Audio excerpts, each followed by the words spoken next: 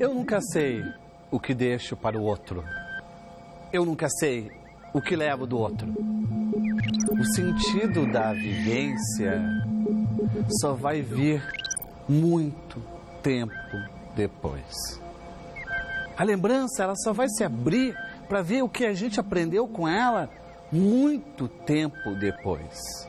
Assim, tem aquele amigo que foi duro, que a gente brigou, que nos falou a verdade na cara, que a gente se distanciou e de repente a gente percebe o quanto que ele foi importante, o quanto que ele teve coragem de dizer aquilo que as pessoas se negavam a nos apontar.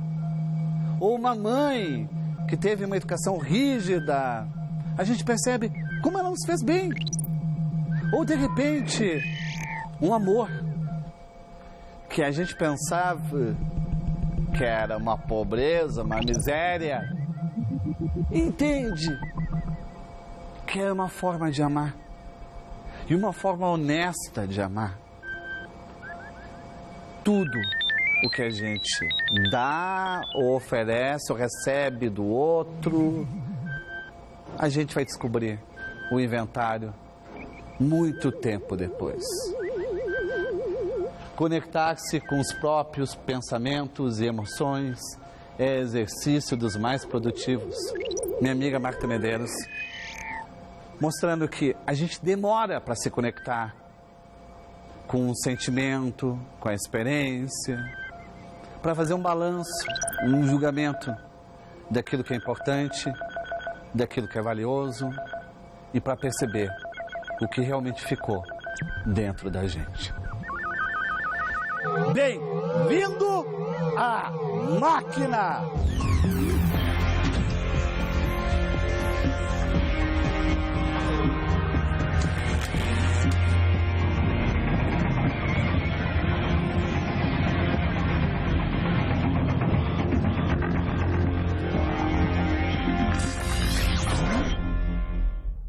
Eu me acalmo com um relógio de corda.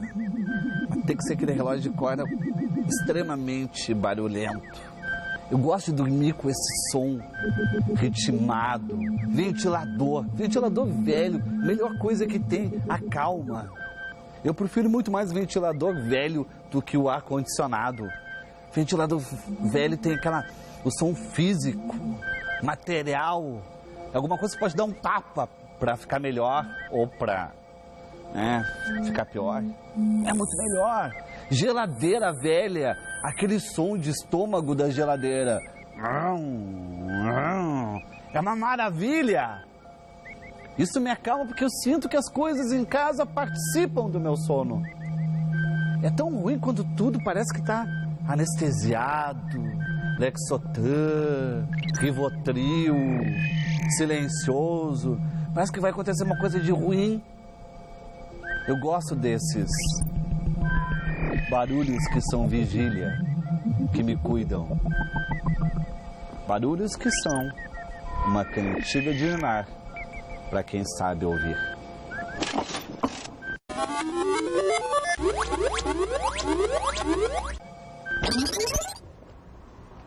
Dexter. Como? Hip hop é contigo. Onde estou? Contigo, é contigo. Tu vai me salvar e me ensinar essas coisas, mano, pra eu conseguir me dar bem com a mulherada. Não seria porque o caso. liberdade não tem preço. Isso. Liberdade não tem preço. Eu quero saber, tu tem 25 anos de carreira. Sim, esse ano. 25 anos. Tu tá fazendo festão, arromba, convidando todo mundo, churrasquinho na laje. Estamos preparando um novo CD, que sai agora 15 de novembro, entre 15 e 20 de novembro. Comemoração aos 25 anos. Dexter, eu quero entender. Tu teve 13 anos no Carandiru, tu teve uma experiência forte, ali tu foi descoberto, né? Uhum. A tua música foi descoberta, a tua raiz, a tua veia poética. Tu tá com tu tem o DVD, né? Liberdade não tem preço. Tu é um militante dos direitos humanos. E eu queria só entender algo que eu sei, eu entendo que tu é engajado. Mas a experiência não limita também a tua voz? Porque tu não fica tão ligado àquilo que tu viveu, ou seja, tu viveu em situações horríveis, péssimas, tu teve que pagar um preço por um erro, tu teve que se readaptar. Tu não fica confinado a essa experiência? Eu costumo dizer que nunca mais eu vou conseguir ser um cara liberto, 100% liberto, porque eu entendo que existem milhares de pessoas que estão passando ainda o que eu passei. Mas entendo também que a minha voz e a voz de muitos companheiros, colegas de trabalho, amigos de trabalho, é a voz de quem não tem voz. E aí não seria só direcionada ao exílio, ou falar das mazelas que não te cansa, por exemplo, falar das mazelas, porque tu se torna um porta-voz. Sim. Tu assumiu um papel. Exatamente. Tu tem um papel importantíssimo. Isso. Mas não te cansa, de repente tu não quer falar de felicidade, ou, sabe, Sim. de leveza, ou de outra coisa que não seja isso, entendeu? Sim, sempre é possível. Mas é um papel, é uma missão. Eu entendo como uma missão. É como uma religião. É isso. Tu não tem como fugir. Não tem como. E foi algo que me libertou. Ou seja, na medida que tu Mesmo estando preso ao assunto, me sinto liberto. Sim, tu tá preso a esse assunto. Mesmo estando preso ao assunto. Que foi o que eu acabei de dizer. Eu nunca mais vou conseguir ser um cara totalmente liberto. Às vezes eu tô num restaurante jantando e me bate o pensamento lá. Pô, e os meus amigos? E as amigas? O que elas estão comendo nesse momento? Tu teve que tratar de traumas. Tu tem traumas? Eu tive síndrome do pânico. Eu ganhei isso de herança, eu trouxe. Mas graças a Deus hoje eu tô super, por exemplo, super bem, assim. Em que momento teve uma crise de pânico? Já andando na rua, por exemplo, no carro, eu tive que parar meu carro e entender o que estava acontecendo comigo, assim, sabe? Deu uma pânico? É uma coisa muito estranha. Você sente falta de ar e você pensa que o mundo... Se o carro estraga, a gente pode chamar o seguro. Sim. Mas se a pessoa estraga, a gente não tem que chamar. Você vai chamar quem, né? Então eu tive que encostar o carro e perceber que, opa, peraí, isso no comecinho, quando saí e tal. Bebi, você falando de alguns remédios aí, eu bebi diazepam, né? O psicólogo falou, você vai ter que beber fluoxetina de manhã e diazepam à noite. Aí quando eu vim pra rua, eu falei, não, preciso parar com tudo isso, que é isso? O que tá acontecendo? Não é isso. O meu remédio tem que ser outra coisa. E no comecinho ali... Você deve ter ficado um pouco grog, né? Você fica, né? Você fica meio João Bobo, né? Meio João Bobo, exatamente. Pensamento meio longe, né? Mas graças a Deus foi por pouco tempo. E assim, me libertei rápido também. Quando saí, tive essa crise. Tive que estacionar o carro e pensar o que estava acontecendo e tal. Mas hoje os resquícios são outros, são muito mais na alma, sabe? Vamos puxar a alavanca? Vamos. Mexer essa máquina? Okay. Vai, contigo. É isso? Cegueira. O que pode te trazer cegueira? Por exemplo, a paixão te cega? Você já amou uma mulher a ponto de ficar cego por ela? Sim. Sim. De estar longe e querer estar perto e pegar o carro e ir até a pessoa. Tá, mas e quando tu não podia, tu estava preso, o que tu fazia? Ficava cego do mesmo jeito e procurava ler, abrir a mente. Porque tu tem que abrir, né? Esquecer. Procurar esquecer. Tu ficava paranoico, tu ficava com medo de ser traído, cogneado? Não é nem isso. Eu acho que você precisa alimentar coisas boas, mesmo quando você está bem com a pessoa, né? Você precisa alimentar coisas boas. A cadeia, eu costumo chamar de exílio, né? Porque eu não me considerei um cara totalmente preso. A minha mente estava liberta, né? Então eu costumo dizer que eu passei pelo exílio durante 13 anos e 3 meses. Mas a ideia é você alimentar coisas boas e importantes. O amor faz mal também, às vezes, né? Faz, às vezes não, muitas vezes. Muitas vezes. Porque tu pensa que é bom e tu vai exagerando naquilo. Isso. Aliás, o ódio anda junto, né? Lado a lado. E às vezes você se... E tu também odeia uma pessoa que te conhece demais. é terrível a intimidade, porque se a pessoa irrita, tu vai tentar mentir, a pessoa já sabe que tu tá mentindo. Já sabe que você tá mentindo. Tu vai tentar, sabe, esconder algo, a pessoa sabe que tu tá escondendo. A intimidade também é irritante. Pode ser, em determinados momentos eu acredito que... Quem te decifra? Que te faça mal, né? Quem que te decifra, te desarma, que tu não consegue esconder teus sentimentos? Tem uma pessoa que trabalha comigo que ela me conhece muito, a Tati. Ela é terrível, assim, quando eu tô calado, ela já sabe que tem alguma coisa. É, ela já sabe. Tu é falante, assim. Geralmente... Se tu fica em silêncio, alguma coisa ruim aconteceu. Ela sabe, ela diz que eu beijo muito santo, eu fico no... Ela fala que você tá beijando o santo aí.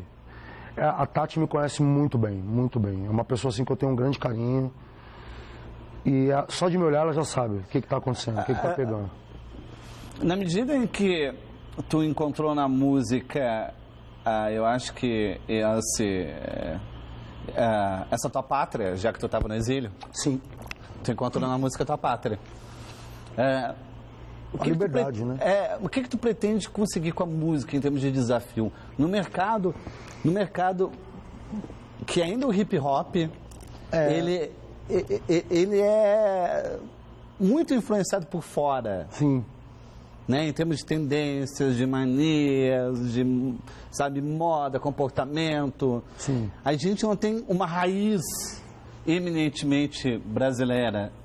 O rap, ele vem da cultura hip hop, né?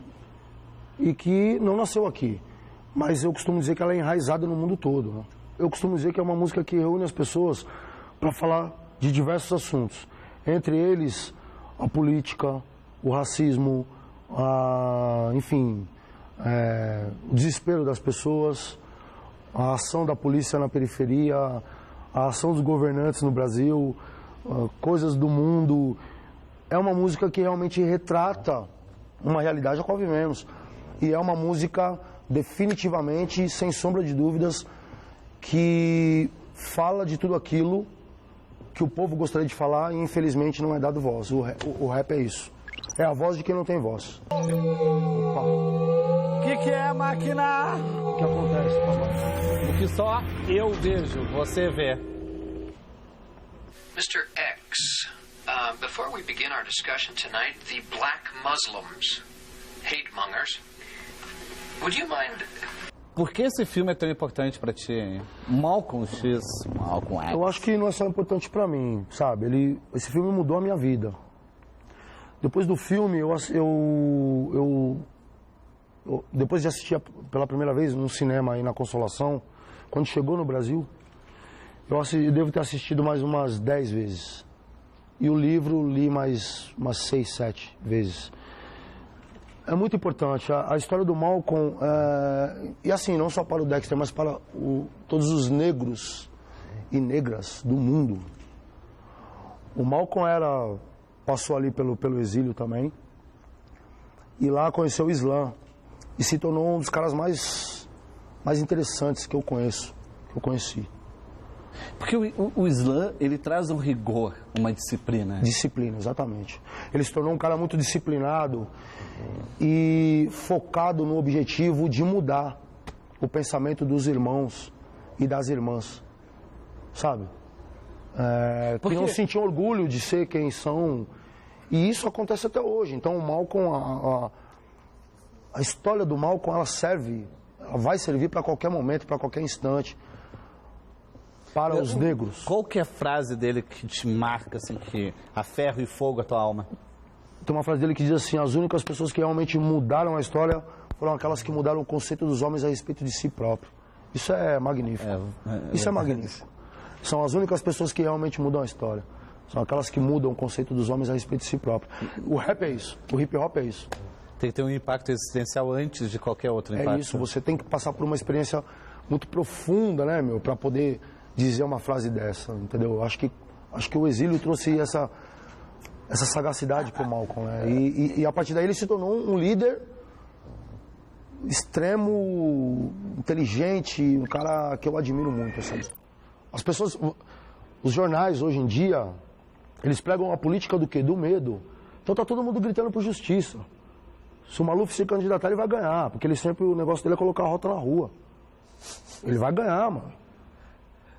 Hoje, ano que vem aí, quem se candidatar prometendo segurança, vai ganhar. E sempre foi assim, ok? É uma política do medo criada. Redução da maioridade penal, 1% dos jovens cometem os crimes hediondos, 1%. Eu prefiro educar do que prender. Deveria ser essa a nossa política. E não é. Nós investimos na opressão, na repressão. Não sempre de um povo que já é massacrado o dia todo. No ônibus, ok? Quando vai receber o salário mínimo. Na empresa, onde o patrão só quer ganhar. Entendeu? Sofreu um acidente e não tem... Tu entende isso ou não? Olha, tu vai puxar mais essa alavanca agora, comigo, tá? Ok. Mutirão. Vamos lá. Foi. Eu gosto que faz invertido. Memória. O que a máquina quer saber de memória aí? Fala, o que tu quer? Conquista. Uma memória de conquista a máquina quer saber. Memória de conquista? Primeira vez que eu andei de avião através do meu trabalho. Eu saí do presídio do Carandiru, estava lá na época. Não fiquei os 13 anos lá, fiquei 2 anos lá. 13 anos foi o total. E aí devo ter passado por 9, 8 penitenciárias.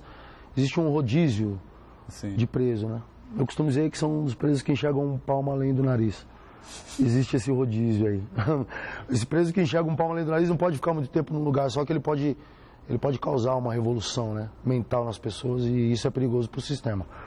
Pois bem, através do meu trabalho, mesmo estando no exílio, eu consegui ir para o Rio de Janeiro fazer um show, receber um prêmio, e eu andei de avião pela primeira vez. Porra, isso foi massa, foi muito massa. Ficou na janela? Um dos meus amigos lá em Salvador, foi muito massa. Fui na janela, adoro andar na janela, cara. No ônibus, no... É uma criança. Adoro andar na janela, ver o movimento, ver as pessoas. Amo ver as pessoas, como elas se comportam. E aí, porra, cara, foi muito louco poder andar de avião, assim. E o mais interessante... E não ficou com medo? Não, mano, deu um friozinho na barriga na decolagem, mas foi muito legal. Foi uma experiência que tá aqui, guardada na memória. E assim, o mais interessante que foi através do trabalho, assim. Eu fiquei muito feliz por isso, assim, sabe? Eu não precisei ir buscar nada, comprar uma passagem, arrumar um dinheiro, comprar uma passagem. Não, foi através do meu trabalho, assim. Tu foi criado por uma mãe? Sim.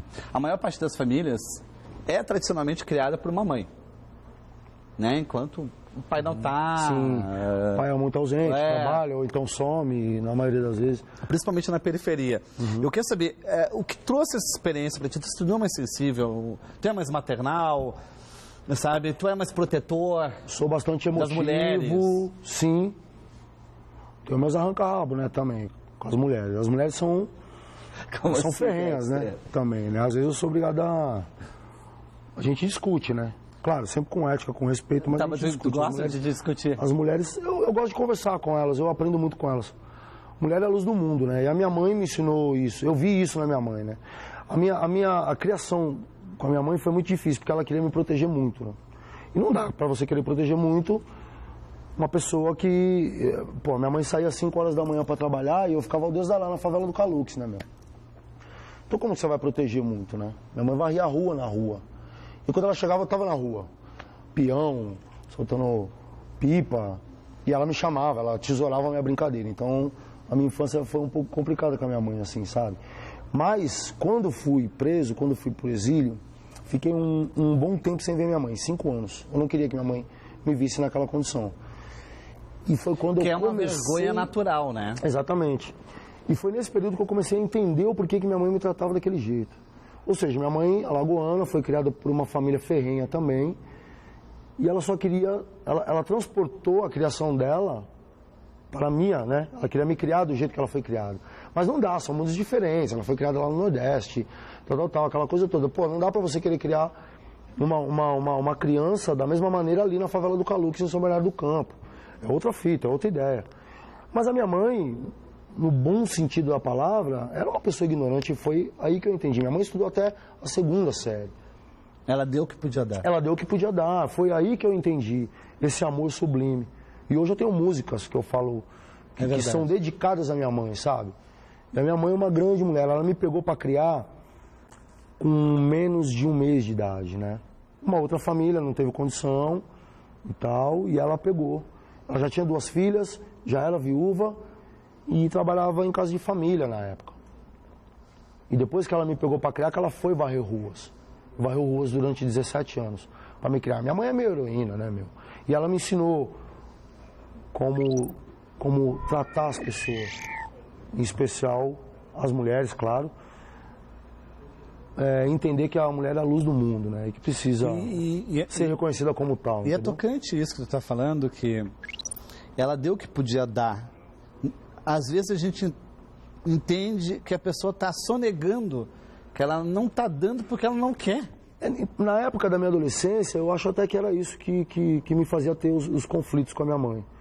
Pensava que ela era malvada contigo, não era? Exatamente. Essa palavra era a que mais passava pela minha mente. Quando minha mãe não deixava eu ir para os bailes, quando minha mãe não deixava... Mas não era uma forma de proteger, né? E isso eu fui entender anos depois. É a forma dela amar. Sim, era uma forma de amar. Eu passava de ano, eu chegava em casa e falava, mãe, passei de ano, ou de série, como queira entender. Ela falava, você não fez mais que a sua obrigação.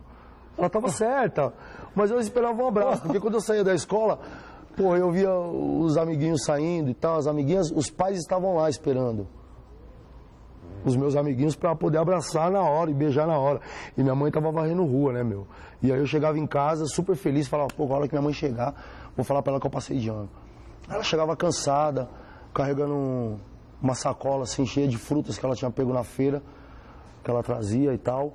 E eu falava, mãe, passei de ano. A primeira coisa que eu falava, ela não fez mais que a sua obrigação. Nossa, e eu entendia como uma afronta isso, né, meu? Era uma frustração, eu nunca tive isso. E hoje eu discuto isso com ela. Hoje eu consigo deitar no colo da minha mãe e receber um carinho. Na época, não. O exílio me fez muito bem. Eu acho que você nunca vai ouvir um cara dizer que a prisão fez bem para ele, tanto quanto eu digo para você que a prisão me fez bem. Me fez entender diversas coisas. Por isso que eu digo para você que a prisão, ela é um mundo, ela é um quarto mundo dentro de um terceiro, mas muito mais humano do que esse terceiro mundo que a gente vive aqui. Eu entendo que a vida nos reserva de diversas possibilidades. Eu quero saber assim, e essa foi a minha, sabe? Conheci pessoas importantes, cara. Qual foi a pessoa que mais te amou na vida? Fora a mãe. Que tu realmente ficou, assim, ó, açucarado.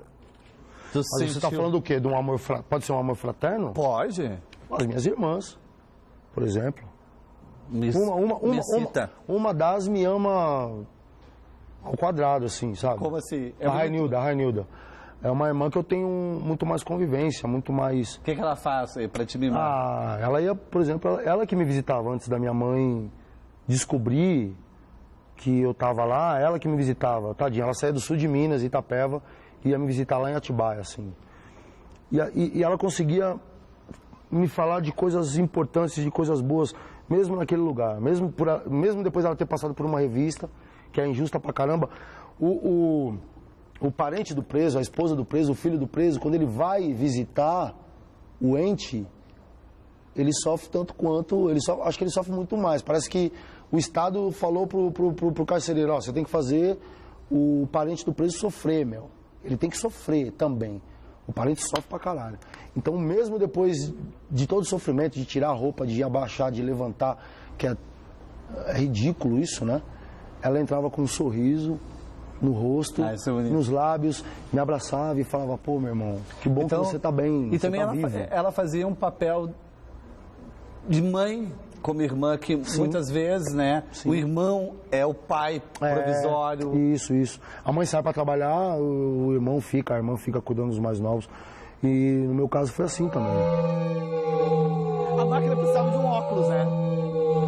Seria interessante. Ah, não, máquina!